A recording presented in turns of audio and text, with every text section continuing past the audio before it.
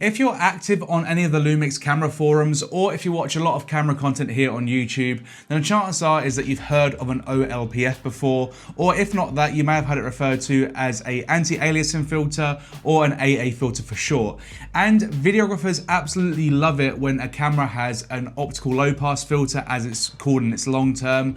But my sort of question is can you really tell the difference? In today's video, I'll be doing some side-by-side comparisons between the S1H, a camera that has an optical low pass filter and that is widely recognized as having some of the best image quality for a mirrorless camera, with a much more modern camera from Lumix, the S5IIX, and this camera does not have an optical low pass filter. But first of all, let me explain for those people that do not know what an optical low pass filter is, what one is, and sort of talk about the different image characteristics that an optical low pass filter will give to your overall image. Optical low pass filters were used way more abundantly back in the days when imaging sensors weren't as high resolution, and nowadays they're far less common. Their main purpose is to reduce the effects of moire and false color that is seen in your overall image, and this is normally seen more in areas that have a lot of detail or patterns that repeat themselves constantly. So some key examples of that would be, let's say, textile fabrics and button-up shirts and things like that.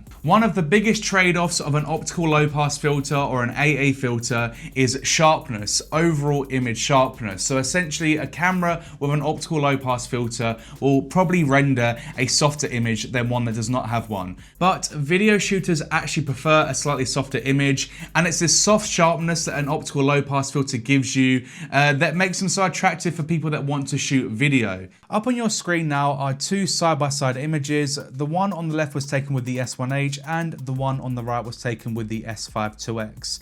And the reason why I've taken this image is basically to see, number one, the sharpness difference between the two cameras, and also I've taken a photo of my watch on this top of mine to see whether there's any moire, sort of occurring on the S5IIX, which is this image here on the right. So firstly, let's just punch into the watch here.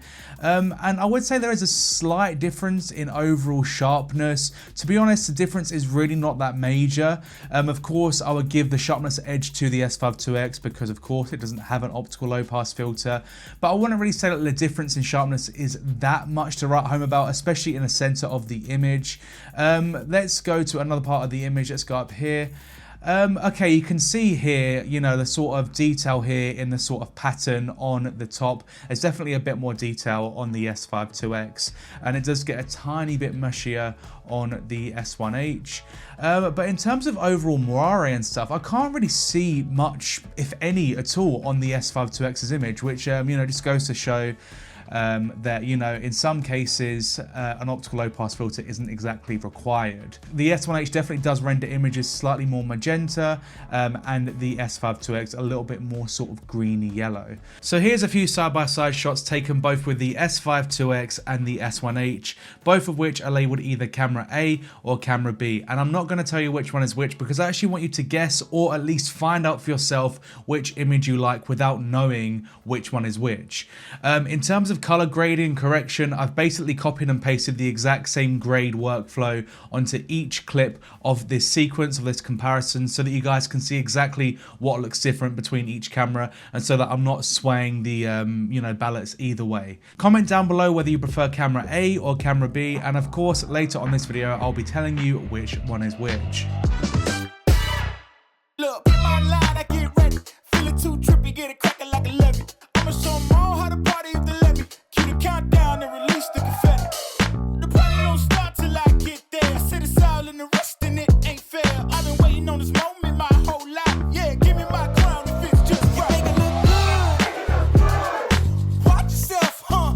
Yeah, you make it look good. Don't let it watch yourself, huh? Cause you make it look good.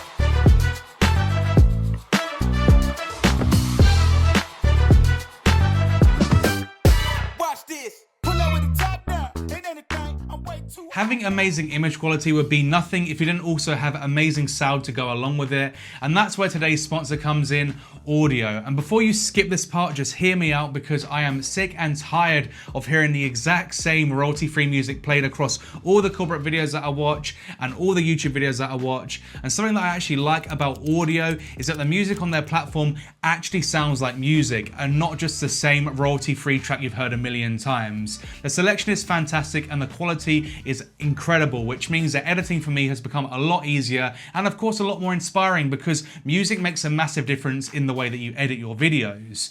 Another really cool thing about audio that I love is the fact that you can use the stuff that you download during the time of your subscription forever. So let's say you download a bunch of music, a bunch of sound effects, and then your subscription ends and for some reason you choose not to renew it. You can still use all those assets completely free of charge, knowing that you're covered by their licensing and knowing that you won't get any copyright strikes. And that is something that not many other platforms are doing, if any at all. And of course, another great thing about audio is their pricing, because you can get an annual subscription now for just $59, which is equivalent to around $5 per month. And that is cheaper than a cup of coffee or a cup of tea if you are English like me. So yeah, definitely check it out, guys. It's a great platform and I'd highly rate it. Use the link in the description of this video and be sure to use my promo code, which is JoshC, to get 70% off your subscription. So what camera did you prefer? If you haven't already done so, then leave a comment in the description saying whether you preferred camera A or camera B, and pause this video, do that. Cool, sweet. So camera A was the S1H and camera B was the S5IIX. It's really weird and it's really hard to sort of explain the sort of image quality difference to someone that's not a massive pixel peeping nerd like I am. But I would say that the shots that I got inside the office, the shots of me that is, I did definitely prefer camera A, so the S1H. I just think that maybe the image looked a bit softer, the skin tones looked a bit more pleasing, a little bit more sort of flattering if you like. But then that being said, I feel like the differences definitely became a lot smaller when I was shooting outside and, you know, sort of filming a few examples with my friends and stuff. It wasn't so much a question of image sharpness or softness or what the optical low pass filter was doing in terms of moire and false color, and actually became more so about, at least for me, the most obvious thing was a difference in the color science, in the sense that, like I said before, the S1H definitely renders a more magenta image and the S5IIX a more greeny yellow image. But of course, color grading is color grading, and the files are more than robust enough for you to sort of grade to whatever you prefer, whether you start off with a more magenta image and want a more greeny yellow image, or vice versa. So that's really not much of a big deal to me. You know, like if you guys do find the S5IIX's image to be a little bit too sharp, then something that I always tend to do is I always use mist filters with my S5IIX. So I'll normally use, like, let's say the Format High-Tech Core to Strength Silver Diffusion, for example, is one that I use all the time, and it really helps to just soften up that digitalness a little bit and make it look a little bit more cinematic. But yeah, so when I set out to make this video, I thought I'd have some definitive answers as to whether an optical low pass filter genuinely makes the image quality that much better. But if I'm being honest, I'm even more confused now than when I was when I started out. Of course, the effects of moire and false color, you know, combating that is very important. But for what I shoot, I don't really notice false color or moire all that much in the S5II and the S5IIX. So it's really never been something that I've wanted to alleviate because I haven't really noticed it. But if you are someone that notices that a lot in your S5II or 2X, or in cameras that just don't have an optical low pass filter altogether, then yeah, of course, you're gonna need a camera that has one for the stuff that you're shooting.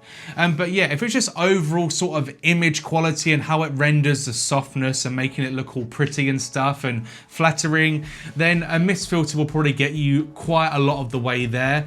Just make sure to pick the right strength for the sort of effect that you want, because sometimes mist filters can go way overboard and just make your image look really mushy and not nice at all. So pick the strength that you like and then just sort of see from there whether you prefer the results that you're getting. But yeah, anyway guys, I really hope this video was somewhat useful and entertaining. If you'd like to learn a little bit more about getting the most out of your Lumix cameras, then definitely check out this video next, and hopefully I shall see you in the next one.